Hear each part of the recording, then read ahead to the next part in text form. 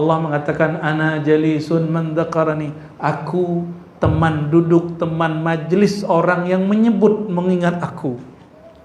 Ketika kita bersyukur, kita bersyukur dengan benda, dengan sifat, dengan aset yang dia punya kepada zat yang sa'id al-haqiqi, man syakarallaha ta'ala. Orang yang paling berbahagia, orang yang paling mudah berterima kasih. Orang yang berkata man tawakkala 'ala Allahi kafah. Siapa yang berserah diri kepada Allah, Allah mencukupkan dia. Wa man tawajjaha ilaihi awa. Siapa yang menghadapkan dirinya kepada Allah, Allah akan menghadap kepadanya. Wa man taba ilaihi hada. Siapa yang kembali bertobat kepadanya, Allah bukakan jalan baginya. Wa man anaba ilaihi tawalla. Siapa yang sadar kepadanya, maka Allah akan melindunginya.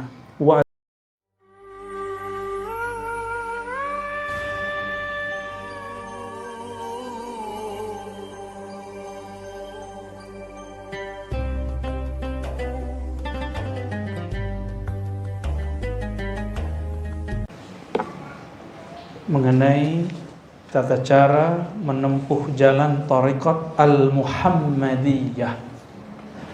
Jadi Syekh Saman, kita menyebut nama thariqahnya thariqat Saman, tapi ternyata beliau menyebut nama thariqatnya Muhammadiyah. Lebih dahulu dari lembaga Muhammadiyah ya. Jadi ada orang protes kepada kami dahulu waktu 2021 pada 2022, saya mengatakan thariqat saya Naqsyabandiyah lebur dalam Al-Muhammadiyah, berarti Naqsyabandiyah Al-Muhammadiyah. Lalu diprotes, "Loh siapa ente?" gitu. "Loh emang siapa saya? Saya Ar-Razi." Itu bid'ah, thariqat Naqsyabandiyah aja, ya, Qadiri aja. Enggak, saya bilang enggak gitu. Syekh Saman mengatakan thariqat dia thariqat al-Muhammadiyah. Murid dia yang sebut namanya Samani, ya. Berarti para imam menyebut thariqatnya thariqat mengikut Nabi Muhammad sallallahu alaihi wasallam. Kok berani beliau menyebut begitu? Itu orang yang rohaninya sudah tercerahkan oleh nur baginda Nabi Muhammad sallallahu alaihi wasallam. Itu bahasa paling kurang. Kalau bahasa lebih kencengnya adalah gitu. Cuma sampai di situ aja dulu. Jadi orang-orang yang sudah tercerahkan oleh nur baginda Nabi Muhammad sallallahu alaihi wasallam, nur Muhammad, maka mereka pasti menyebut thariqahnya Al-Muhammadiyah. Sahabat saya di Jombang, awal buka pesantren di Wonosalam namanya. Ya, beliau ini murid daripada Syekh Muhammad Rajab Dib. Itu awal buka dituduh orang dukun, orang thariqat nih. Jadi memang udah sunatullah orang thariqat disesatkan. Padahal setahu saya nih dia syariatnya bagus, ya, akidahnya oke, gak ada aneh-aneh. Apa kata beliau kepada kami? Guruku Syekh Muhammad Rajab Dib, orang Damaskus, baru meninggal waktu 2017, ingat saya 16 atau 17. Beliau mengatakan, wahai Ananda, orang menyebut thariqat saya Naqsyabandiyah Rajabiyah, Naqsyabandiyah Dibiyah, karena nama beliau Rajab Dib.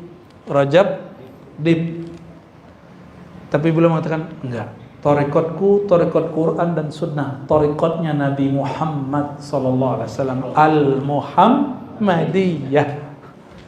Orang kalau udah tercerahkan oleh nur baginda, itu pasti mengatakan thariqatnya thariqat Muhammadiyah. Nanti tinggal disebutkan sanadnya lewat siapa gitu. Ada sanad guru, ada sanad qalbu, ada sanad ruh. Itu beda.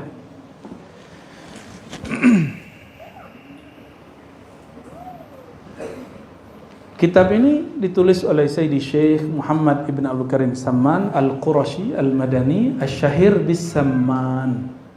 Ya, beliau ini lahir di Madinah, orang Madinah ya. Tahun coba dicatat 1130.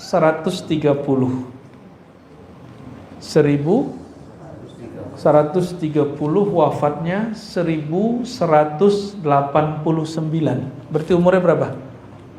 40-an. Enggak terlalu tua ya? 59. Enggak terlalu tua, baru menjelang 60. Buya Fir berapa umurnya? 25. Tuan saya berarti ya. Pak Haji Syam nih berapa umurnya? 63. Suami istrinya yang marah ntar. Oke, beliau ini ngaji kepada mujaddid di Mekah, namanya Mahmud atau Muhammad bin Sulaiman Al-Kurdi, mufti dalam mazhab Syafi'i. Karya-karyanya sangat masyhur dalam mazhab Syafi'i. Lalu beliau mengenal tasawuf secara mendalam dari wali kutub di zamannya yang bernama Sayyid Mustafa Al-Bakri. Sayyid Mustafa Al-Bakri Al-Khalwati. Beliau ini mujaddid dalam tariqat Khalwatiyah, As-Suhrawardiyah, Al-Qadiriyah. Namanya siapa tadi? Sayyid Mustafa Al-Bakri. Sayyid Mustafa Al-Bakri ya, lalu mengijazahkan beliau dan mengangkat beliau menjadi mursyid mutlak di Madinah. Maka Syekh Samman diangkat oleh Syekh Al-Bakri. Jadi pantas kalau orang kita ini senang nama-nama Bakri ya. Ada Bakri yang sufi, ada Bakri yang fiqih, Bakri Syata, ini setelahnya lagi ya, 1 abad setelahnya. Di mana beliau tinggal? Nanti kalau ke Madinah itu ada satu tempat di belakang Masjid Nabawi itu museum untuk mengetahui di mana saja rumah para sahabat. Beliau ini tinggal di rumah Sayyidina Abu Bakar As-Siddiq radhiyallahu taala anhu. Maka dapat berkahnya. Salah satu tugasnya jaga makom dan ngajar di Masjid Nabawi. Ngajar di Masjid Nabawi. Maka hari-hari beliau merasakan kehadiran ruhaniyah dan nur baginda Nabi Muhammad sallallahu alaihi wasallam. Ya. Beliau di wafat tahun berapa tadi? 1189 dan dimakamkan di Al-Baqiyah. Jadi yang umroh nanti kalau setelah ini ada yang berumroh, baca Fatihahnya khususkan satu untuk Syekh Samman ketika ziarah di Al-Baqiyah. Kenapa? Sudah ngaji kitab Syekh Samman, gitu ya. Jangan lupa ini diingat-ingat.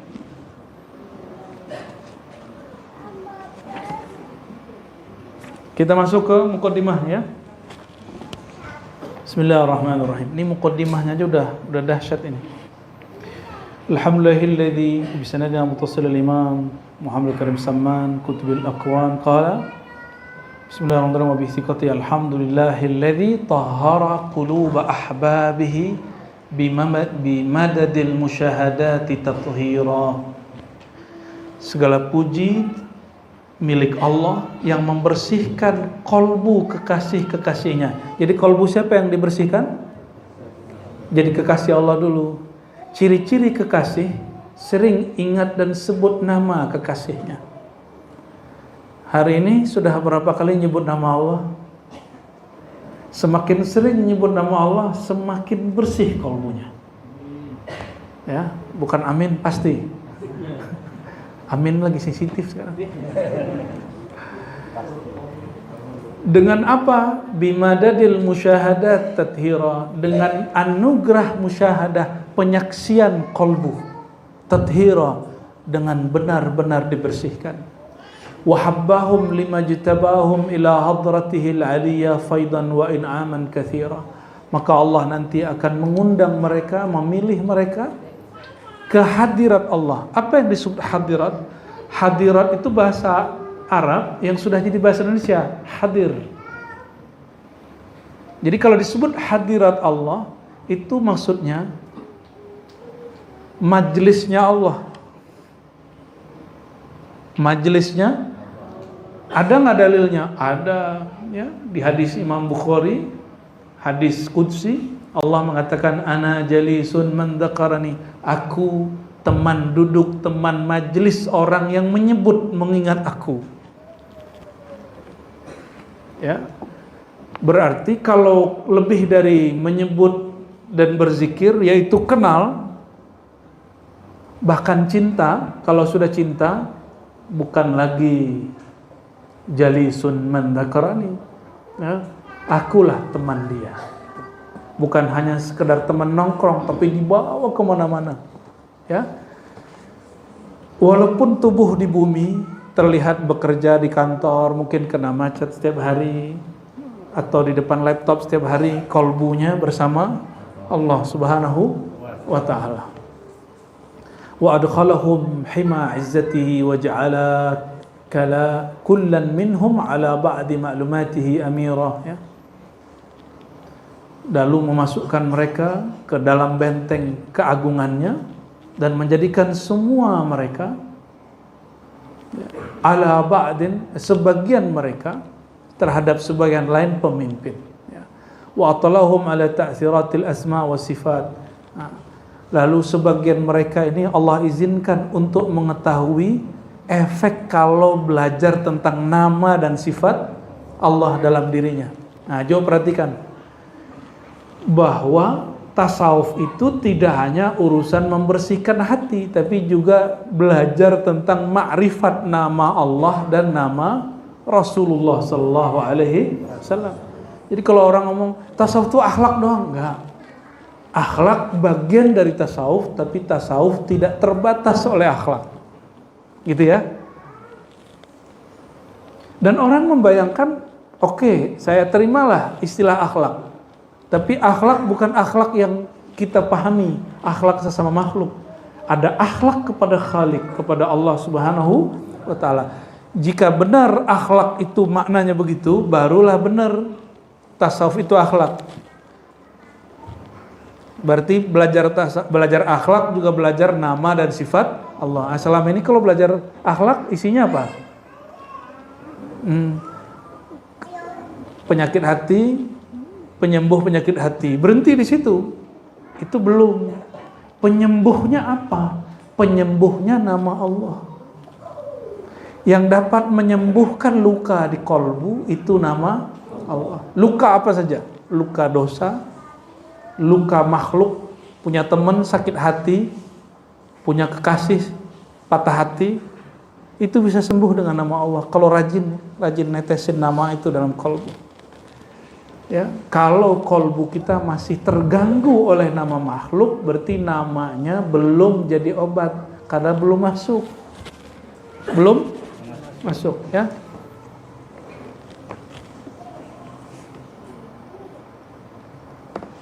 Kenapa herbal itu kurang efek di badan? Karena orang minum herbal suka-suka. Minum hari ini, besok enggak. Minum sebulan lagi. Kenapa obat dokter yang kimiawi hari ini, yang kiblatnya ke barat, itu cepat sembuh? Karena orang rajin sesuai resepnya. 3 kali sehari. Dia minum 3 kali sehari. Teman saya, mohon maaf, ada perempuan, ya, dan suaminya kuliah S3. Mandul 7 tahun. Itu minum herbal setiap hari hamil. Setiap hari. Tapi nggak berlebihan, kan herbal itu juga sama kayak obat biasa. Berlebihan ginjalnya rusak. Ya. Tapi kalau nama Allah berlebih di kolbu, nggak akan pernah berlebih. Kenapa? Innama wasi'ani qalbu abdi mu'min. Yang dapat menampung nama sifatku hanyalah kolbu hambaku yang mukmin. Mukmin enggak? Jadi nggak ada orang namanya keblinger zikir tuh nggak ada. Keracunan zikir tuh nggak ada. Keracunan wirid nih itu nggak ada. Yang ada dia berwirid tanpa mursyid, lalu keracunan oleh was-was syaitan saat dia berzikir. Itu. Kalau dia punya mursyid nggak bakal. Kalau dia punya mursyid, ya, mursyid nanti ngasih resepnya, dia mursyid tuh udah tahu karena mursyid sudah pernah ngelewatin jalan dia. Makanya ada orang ini kasih zikir 100, ini cuma 40. Jangan iri. Kok dia 40 saya 100 gitu. Justru beruntung, tambah banyak harusnya tambah beruntung. Kalau zikirnya sedikit kan, berarti guru kita melihat ada sesuatu dalam diri kita. Ya, oh di diskon banyak nih. Berarti ada sesuatu masalah di diri antum itu. Ya, guru kita memahami. Belum sanggup nih orang zikir lama-lama ini. Gitu. Ya udah nggak apa-apa. Ya.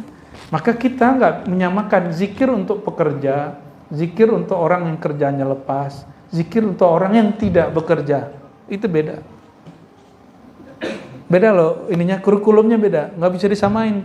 Maka saya tidak sepakat dengan sekarang selebaran zikir tarekat tertentu yang menyamakan semua muridnya. Nggak sepakat. Kita nggak nentang tarekatnya, tapi kita nentang sikap mursyid yang menyamakan kurikulum itu. Ya, menentang dari sini bukan berarti saya nyalahin, tidak, tapi saya tidak sepakat. Itu yang disebut ikhtilaf. Boleh beda nggak? Boleh-boleh aja ya.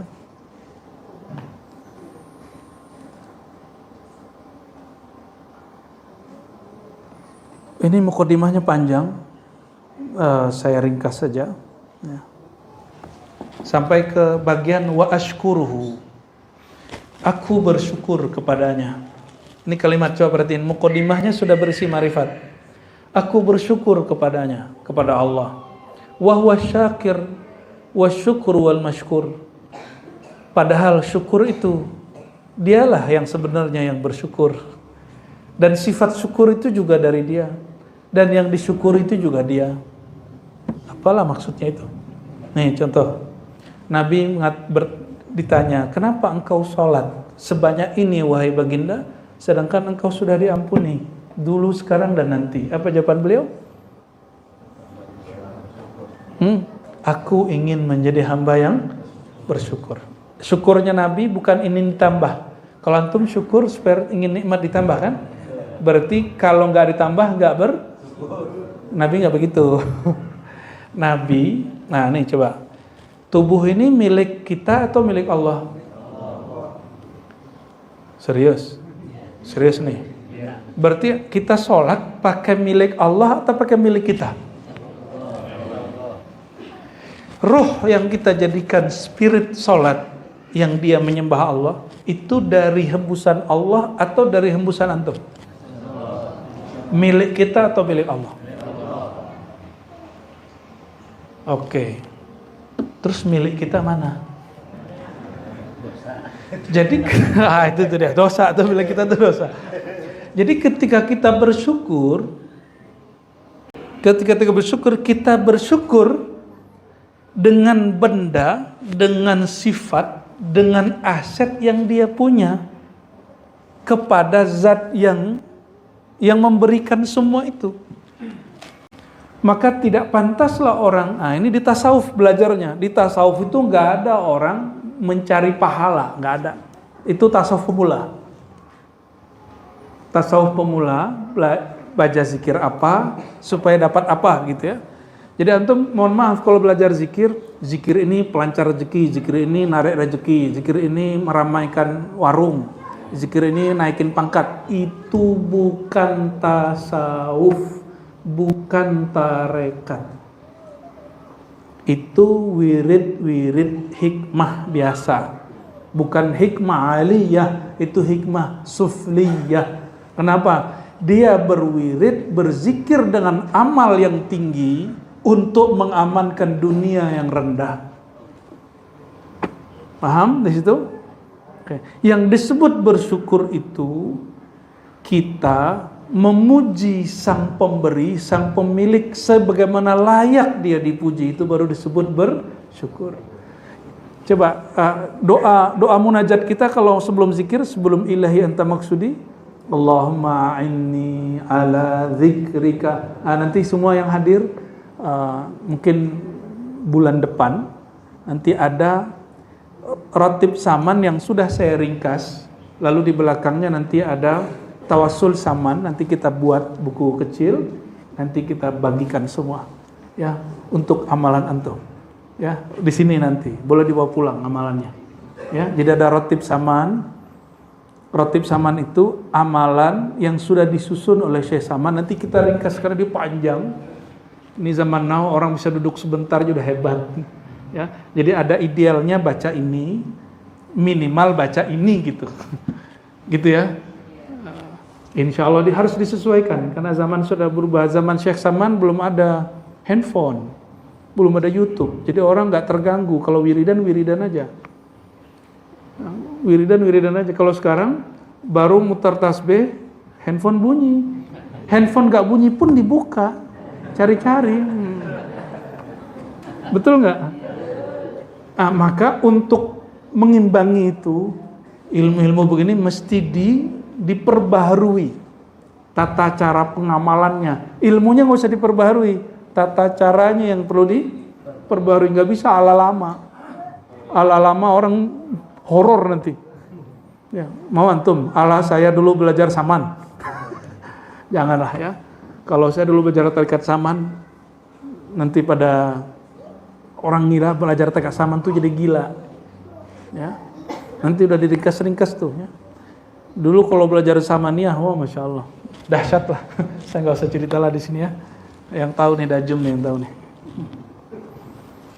Wa ashkuruhu. Jadi kitab ini dimulai dengan bab ma'rifat sudah. Penjelasan muqaddimah ma'rifat. Aku bersyukur kepadanya. Sedangkan syukur ini alatnya, lidahku bersyukur, itu pun milik dia. Di dalam doa yang tadi saya sebut, Allahumma a'inni ala dzikrika wa syukrika. Ya Allah, bantu aku mensyukurimu. Berarti syukur ini dibantu Allah enggak?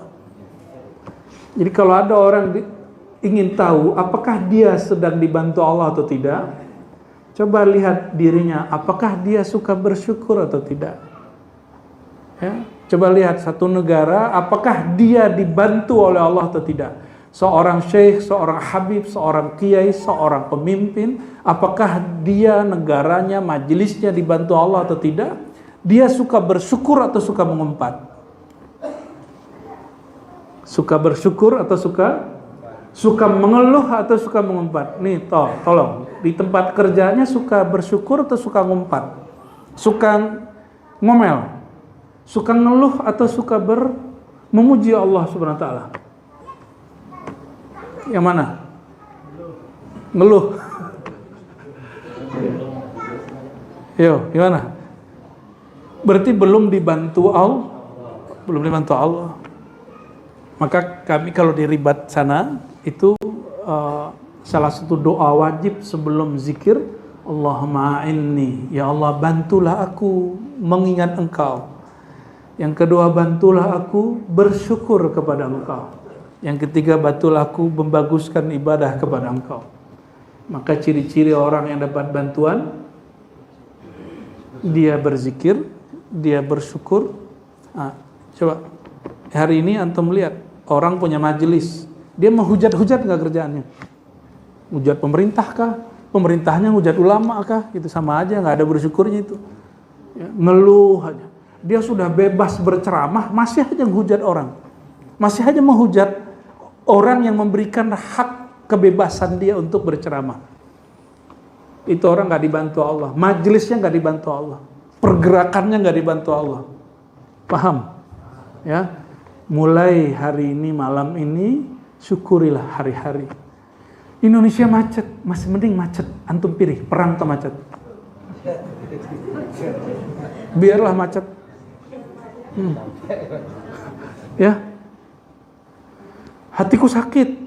Kenapa? Dibel mulu sama orang. Enggak apa-apa daripada dibom sama orang.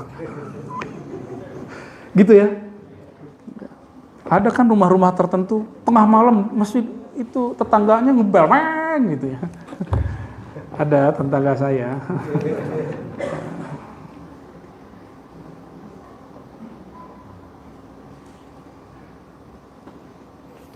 Orang pengen bahagia? Biasakan bersyukur, berterima kasih, antum mesti bahagia. Gak usah nuntut macam-macam. Gak usah nuntut, termasuk kepada orang dekat kita. Orang tua, saudara, pasangan, tetangga gitu. Tetangga yang ngebel tadi itu gak usah nuntut-nuntut, udah sudah biar bahagia. Biar jadi indi menurut saya as-sa'id al-haqiqi man syakara Allah Ta'ala. Orang yang paling berbahagia, orang yang paling mudah berterima kasih, orang yang paling mudah bersyukur, orang yang tidak suka mengeluh. Ini majelis kita alhamdulillah ya. Gak tahu duitnya dari mana, ini bisa aja. Saya nggak punya duit loh ya untuk ini. Ya. Di Ribat kan nggak ada narik-narik duit kan? Nggak ada ya? Nggak ada kan tarif tiap bulan gitu kan? Nggak ada. Maka Ustadz di Ribat nggak digaji. Yang gaji Allah.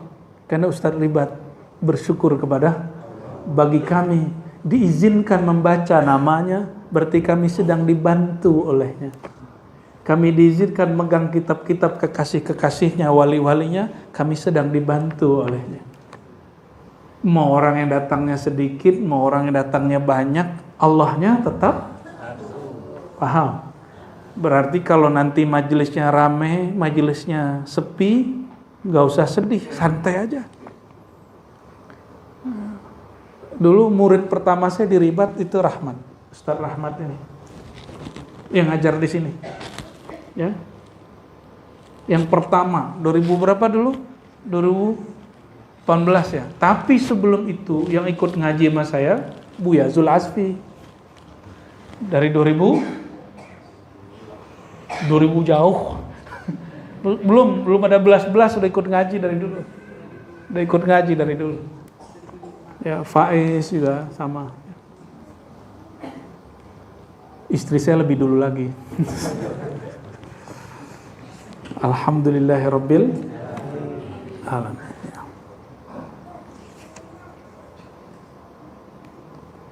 Ingin bahagia? Bersyukur ya. Ini jam berapa nih?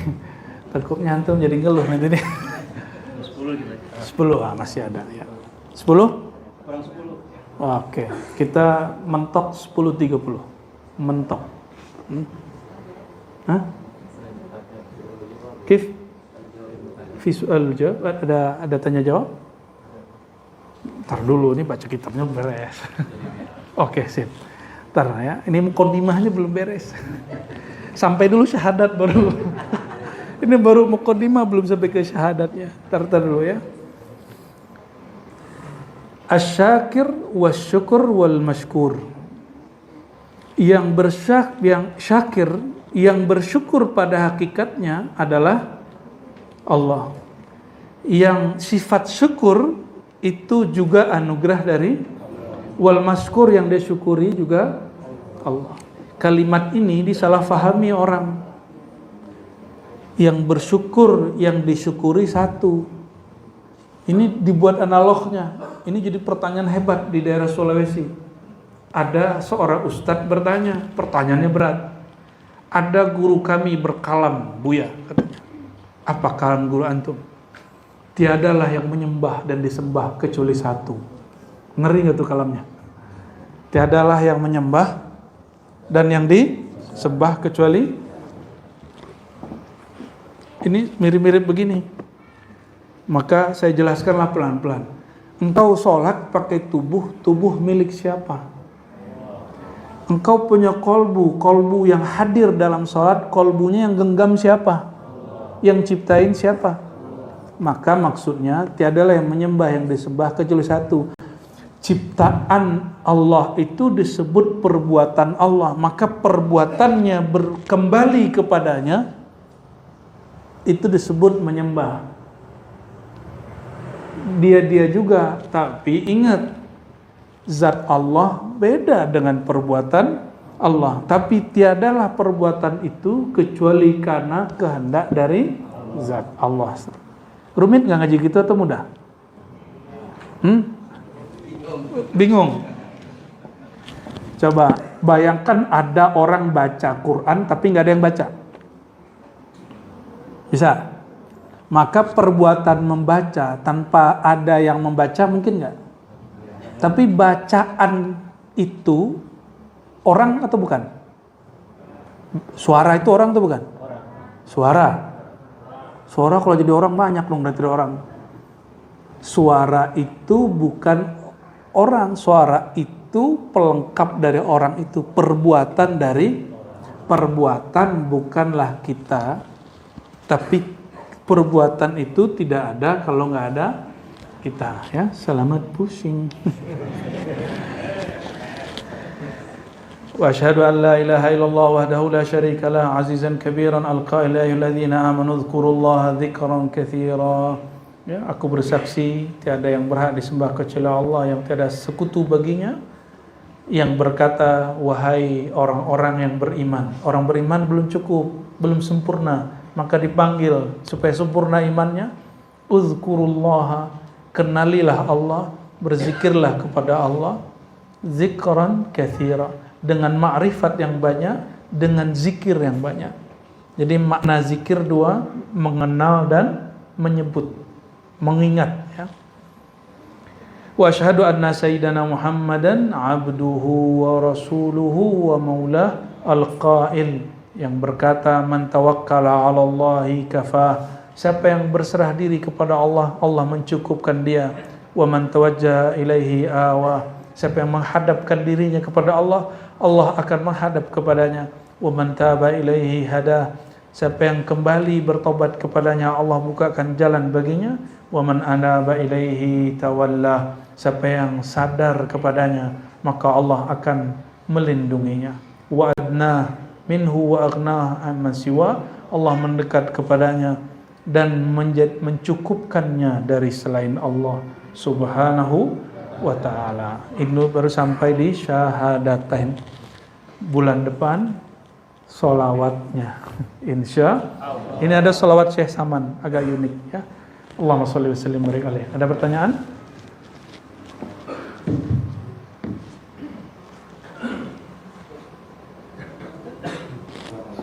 Ya. Ada soal pertanyaan dari jamaah. Zat Allah itu tidak di mana-mana dan tidak duduk tempat. Sedangkan entah ayat atau hadis atau kaul daripada ulama Nanti kalau daerahnya ke sini juga melihat Allah di surga itu bagaimana? Sementara surga itu adalah tempat. Berarti Allah ada di tempat. Syukran Maulana. Ini pertanyaan akidah, ya. Dijawab nggak? Dijawab nggak nih? Ini pertanyaan akidah, jadi basic tasawuf. Ada dua cara menjawabnya. Pertanyaan ini versi ilmu kalam, ilmu akidah, ujungnya debat, nggak ada selesainya. Tapi ada satu kitab yang sudah dipakai di Ribat Putri, diajar oleh Buya Zul Asfi, karya Imam Ibnu Labban, judulnya Izalatus Syubuhat. Judulnya saya hampir lupa. Menghapuskan syubhat. Syubhat di situ keraguan baik dari kalangan ahli kalam atau para murid. Kalau dulu saya suka berdebat, saya dulu hobi sekali debat sama Wahabi itu, ya. Kalau sekarang udahlah, mau sampai kapan debat Wahabi? Dari dulu sampai sekarang debat itu aja, sunnah bidah, sunnah bidah, sunnah bidah, Allah bertempat atau Allah tidak bertempat, gak jauh-jauh dari situ. Dan saya rasa sudah cukup lah, ya. Silakan lihat kajian-kajian yang lama sebelum tahun 2020, ya. Dan puncaknya 2021 tuh kapan tuh saya ditantang debat sama orang, kita tantang balik, nggak datang. Ya, udah itu terakhir, saya udah nggak mau lagi debat-debat sama Wahabi. Ya, cukup kita katakan sudahlah, Tuhan kita satu, Nabi kita satu, jalan kita mungkin berlainan. Ya, sudah selesai. Ya. Namun kalau kita buka lagi ilmu itu, teman-teman yang makan Allah, di Quran dan di sunnah Nabi SAW ada beberapa ayat yang ini nanti menghendaki sesuatu dua makna yang berbeda, sehingga ulama melahirkan kaidah tentang tempat. Pertama, ketika kita di suatu wilayah nggak tahu arah kemana, sholat ngadep kemana? Kita nggak tahu kiblatnya kemana, sholatnya ada kemana? Kemana aja? Dalilnya apa? Surah Al-Baqarah, fa aynama tuwallu fathamma wajhullah. Kemanapun engkau memandang, maka di sana wajah Allah. Fasamma wajhullah, di sana wajah Allah. Wajah bagi Allah apakah sama dengan wajah ini? Nah, maka kembali ke Al-Quran, surat yang paling dihafal semua orang. Surat semiliar umat. Kul huwallahu ahad, bukan sejuta umat. Kul huwallahu itu non muslim Chinese. Itu apa, Pak? Kul huwallahu ahad. Apa gitu dia bacanya? Kul huwallahu ahad. Lucu-lucu mereka bacanya. Ternyata mereka ngintip pengajian kita.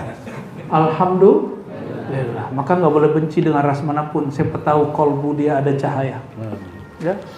Dan baju antum itu tanda kalau ada ajaran Islam di bawah jalur Cina. Tuh bajunya tuh, baju koko tuh ya. Kul huwallahu ahad. Katakan Allah itu ahad esa, Allahus samad. Allah itu as-samad. Salah satu makna as-samad adalah Allah itu tidak memerlukan alam. Allah itu bukan benda. Nah, ini rumus. Ini kembali ke ilmu otak kepala.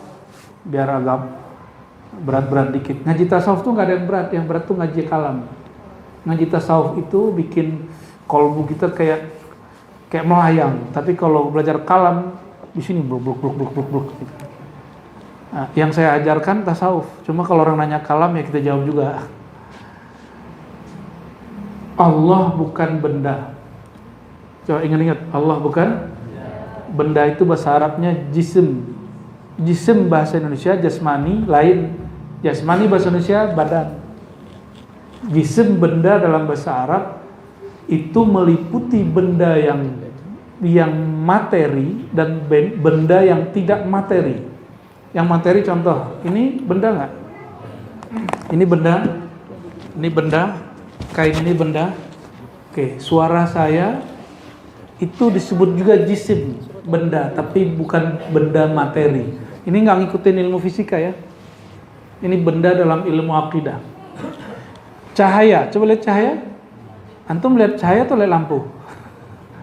Itu lampu, bukan cahaya. Cahaya yang menghubungkan mata kita hari ini dengan objek yang kita lihat. Tanpa cahaya nggak bisa lihat. Itu lampu. Lah, sejak kapan ya ada lampu-lampu? Bagus juga ini haji mana ya. Rame gitu ya. Ya.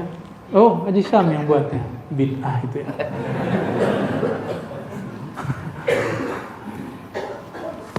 Jadi cahaya juga benda, air juga benda.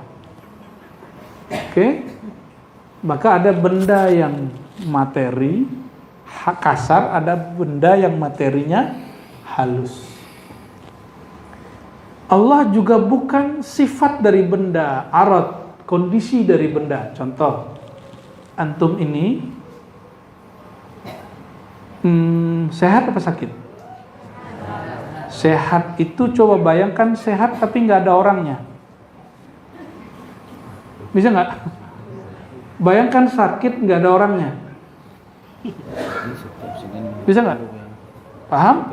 Ini harus pakai saburo nih sebenarnya ya. Ntar sediain nih jisamnya. Ada ya. Sini ntar. Jadi ngajarnya udah anggap aja kuliah S4 di sini. Iya. Jadi nanti kalau datang ke sini bawa buku catatan ya. Nah, biar saya tambah semangat jelasinnya. Karena nulis gitu. Karena ini kalau nggak diulang-ulang di rumah hilang. Ya. Padahal ini penting untuk jawab kalau ada orang nanya tentang Allah bertempat atau tidak. Lagi saya ulangi. Tadi apa? Sehat dan sakit. Bayangkan sehat tapi nggak ada orangnya. Maka sehat dan sakit itu disebut dengan kondisi yang melekat pada benda. Bahasa Arabnya arad. Apa bahasa Arabnya? Pusingkan kalau pakai istilah. Ada benda, ada kondisi si benda. Oke. Ini warna apa? Ini? Tapi beda tuh. Coba bayangkan pintu, bisa? Bayangkan warna tanpa pintu. Warna krem tanpa pintu, bisa nggak? Maka warna itu kondisi arat sifat daripada ilmu. Ilmu itu kitab. Kitab itu nggak berilmu. Kalau bisa, kitab itu mengajarkan, baru kitab itu disebut berilmu. Yang berilmu siapa? Manusia. Maka ilmu tanpa manusia ada nggak? Nah, kita percaya sama ilmu, tapi kita nggak percaya sama orangnya. Kita percaya sama kewalian, tapi nggak percaya sama walinya. Itu seringnya begitu. Zikir, orang berzikir. Adakah zikir tanpa orangnya? Nggak kelihatan, berarti suara hantu. Ya, ada suara orang zikir, tapi orang nggak kelihatan. Gimana? Berarti zikir tidak ada kecuali ada orang yang itu namanya hal, kondisi. Hal, arat, kondisi itu tidak ada tanpa subjek benda. Oke? Coba sekarang bayangkan rumah, tapi dia tidak di langit, tidak di bumi, tidak di bulan, tidak di matahari. Ada nggak rumah tanpa bertempat? Rumah itu benda? Coba diri antum benda, bayangkan diri kita tapi nggak bertempat, bisa nggak? Maka salah satu kaidah benda, kullu jismin mutahayyizun, setiap benda bertempat. Coba rumusnya apa? Setiap benda, ini ilmu logika Islam. Setiap benda bertempat. Oke? Allah bukan benda. Allah bukan benda. Sudah? Rumusan tadi apa? Setiap benda bertempat. Allah bukan benda. Oke. Ini pelan-pelan. Setiap tempat berbenda. Setiap benda bertempat. Nah, ini tanda udah mulai malam nih. Setiap benda Oke. Ismukum? Nama? Rashid. Seorang manusia bernama Pak Rashid adalah benda. Maka Pak Rashid bertempat. Malaikat itu benda, disebut benda cahaya. Aras itu benda. Benda cahaya juga. Langit itu benda, bumi itu benda. Maka dia bertempat. Allah bukanlah benda. Maka Allah tidak Jadi kalau disebut wajah Allah, bukan wajah begini. Disebut tangan Allah, bukan Jadi kalau sudah faham Allah bukan benda, sebutlah tangan, kaki, muka tentang Allah, itu nggak ngaruh. Maka dalam kitab Izalatus Syubhat Ibnu Labban ini seperguruan dengan Ibnu Athaillah Sakandari. Itu zaman-zaman kebangkitan ilmu tasawuf. Di zamannya menjelaskan, kami ahli tasawuf, ahli sunnah wal jamaah, tidak perlu mentakwil istiwa bersemayam, nggak perlu, menguasai nggak perlu, ya tangan nggak perlu ditakwil, Allah turun dari atas ke bawah, nggak perlu ditakwil. Kenapa? Allah bukan benda. Kalau benda turun dari atas ke bawah, itu memakan tempat nggak? Ya. Kalau Allah bukan benda, maka disebut turun dari atas ke bawah, hanya Allah yang tahu maknanya. Gitu ya. Tapi yazuquha ahluha, dapat dirasakan turun itu bagi orang yang mengenal Allah. Ya. Allah bukan benda. Saya benda. Kalau disebut dekat, dekat begini ya, dekat berjarak, dekat kurang jarak. Kalau Allah dekat, dan selama-lamanya dia dekat. Nih, perhatikan. Allah mengatakan inni qarib. Nah, ini penutup nih. Penutup menjawab itu.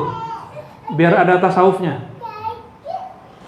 Inni qarib. Apa kata Allah? Aku dekat.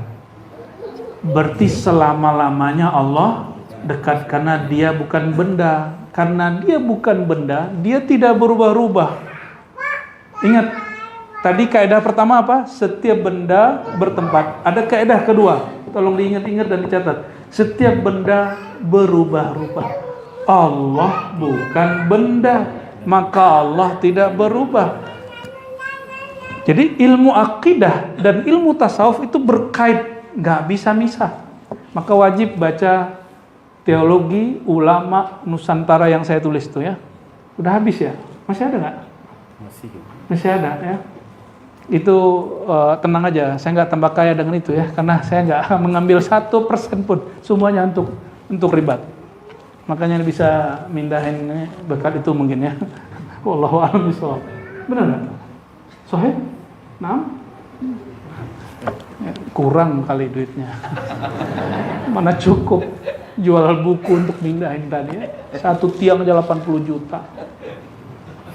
2 tiang ya? 2 tiang 80 juta. Bukunya lunas, ya sanggup lah ya. Itu mah gaya-gayaan doang itu. Belajar-belajar sedekah ya. Cari buku itu ya. Nggak sanggup fotokopi lah, saya izinin buku saya difotokopi ya. Tapi biaya fotokopinya lebih mahal dari ya, boleh sama Bapak. Semua buku saya boleh difotokopi, walaupun ada ISBN-nya. Nggak apa-apa, karena saya tidak ngambil apapun dari situ kecuali tanda syukur kepada Allah Subhanahu wa Ta'ala. Ini belajar ke teman-teman jemaah tabligh, mereka terjemahin bukunya itu. Fadilah Amal, Muntakhab, itu bahkan dibolehkan memperbanyak dan fotokopi gitu. Saya belajar ikhlas dari mereka lah ya, salah satunya ya. Kembali ke laptop. Allah bukan benda. Benda kan tadi kaidahnya 2. Apa? Ini kaidah nih pegang-pegang nih. Ini kaidah kalau ingin bertuhan dengan baik supaya tidak terjebak pada ajaran kebatinan. Allah bukan benda. Setiap benda bertempat, setiap benda berubah-ubah. Allah bukan benda, maka Allah tidak bertempat. Allah bukan benda, Allah tidak berubah-ubah. Sekali dia mengatakan inni qarib dengan kalimat fa'il mubalaghah, bukan dengan kata fi'il, kata kerja, tapi dengan kata pelaku, kata isim, kata benda. Jadi Allah kalau dengan kata ismiyah, isim itu bukan kata aktif. Qarib, aku dekat, maka maknanya selama-lamanya dia dekat. Tapi kalau huwallazi anzala sakinata, dialah yang menurunkan kedamaian kepada, itu pakai kata kerja aktif nggak?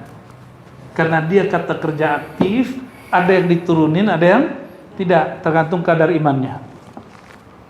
Dialah yang menurunkan ketenangan ke dalam kolbu orang beriman. Maka beriman dulu baru dapat tenangnya.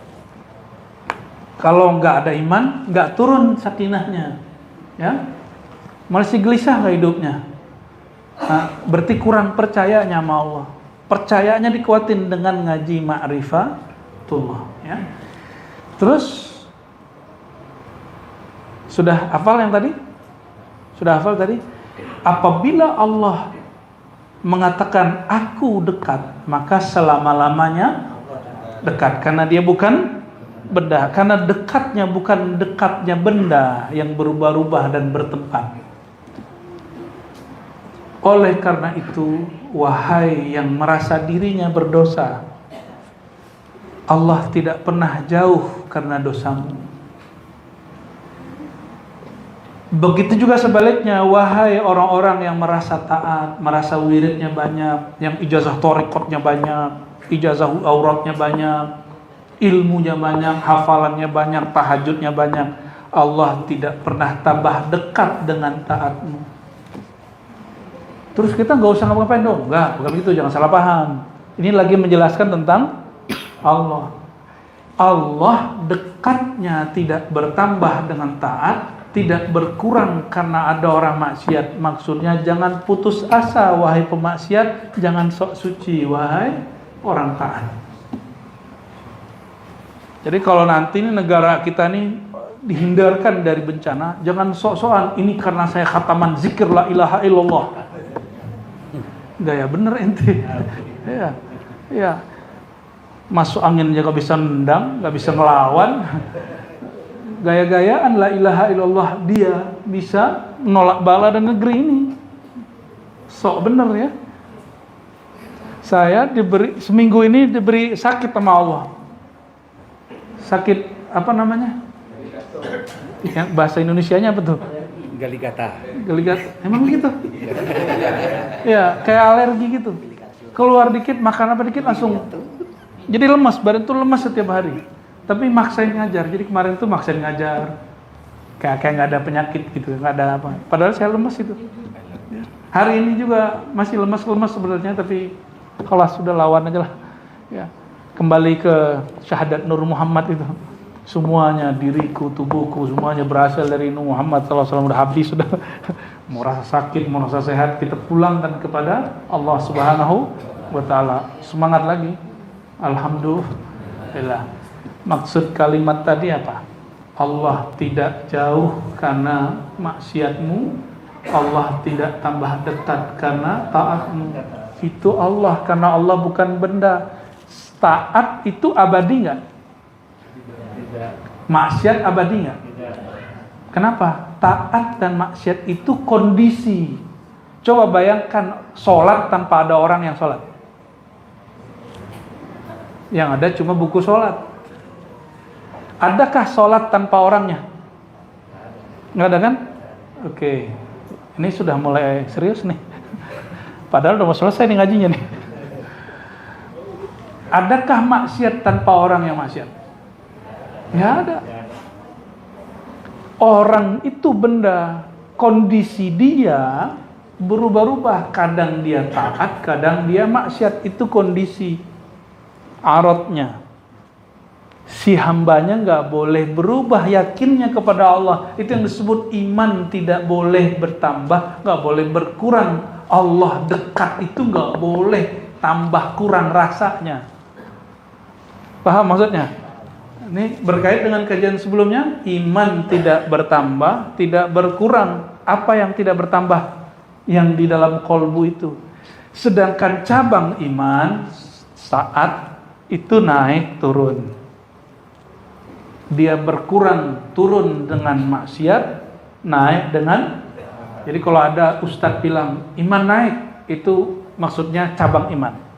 Kalau akar iman nggak boleh. Iman tentang Allah itu dekat, nggak boleh bertambah, nggak boleh berkurang. Karena kalau nambah bid'ah, berkurang sesat. Oke, coba keyakinan kita sama nggak tentang Allah? Benar nih. Allah itu dekat nggak? Kalau kita dekat sama orang hebat, senang nggak? Antum udah senang belum? Kayaknya belum senang-senang amat sih. Berarti kondisi merasakan dekatnya yang beda, keyakinan dekatnya mesti sama, rasanya yang beda. Rasa itu ada dalam ilmu tasawuf, ilmu merasakan dekat itu. Ya, paham ya? Oleh karena itu teman-teman saudara yang kan Allah, itu salah satu nafahat ilahiyah, hembusan-hembusan kemakrifatan yang diturunkan oleh para masyayikh kita, imam-imam kita. Terjawablah bahwa tidak usah dipertanyakan Allah bertempat atau tidak. Jadi mau di dunia Allah dilihat bukan berarti Allah bertempat di dunia. Berarti Nabi tidak, kalau Nabi ketemu Allah di aras, sama nggak ketemu Allah di bumi? Sama. Yang beda itu kalau ketemu di aras berarti ada tugas. Gitu. Kalau ketemu di sorga berarti selesai tugas. Ya, belum selesai kan tugasnya? Maka belum ketemu surganya. Sabar-sabar dulu lah ya. Jadi saya berharap hindari pertanyaan-pertanyaan yang menyulitkan diri. Kalau tidak tahu cara menyelesaikannya, ya. Kalau kayak tadi terjawab nggak? Masih nafsu nggak mau nanyain tangan Allah gimana? Gimana Allah turun? Selesai kan? Nah, nanti kita buka kitab itu terbuka lagi. Nanti Bu Asfi ngajar Izalatus Syubhat, tapi nggak tahu nanti Bu Asfi buka kajiannya di mana? Apakah di sini atau di daerah selatan sana? Ya, nanti inilah ya. Mohon-mohonlah ke Bu Asfi itu. Karena beliau sudah khatam sekali, jadi sangat menguasai kitab itu. Ya, semoga Bu Asfi mau dirayu ya. Amin. Allahumma sholli wa sallim ala sayyidina Muhammad. Baik teman-teman semua, kita tutup dengan sholawat Nurul Mubin. Ya, sama-sama.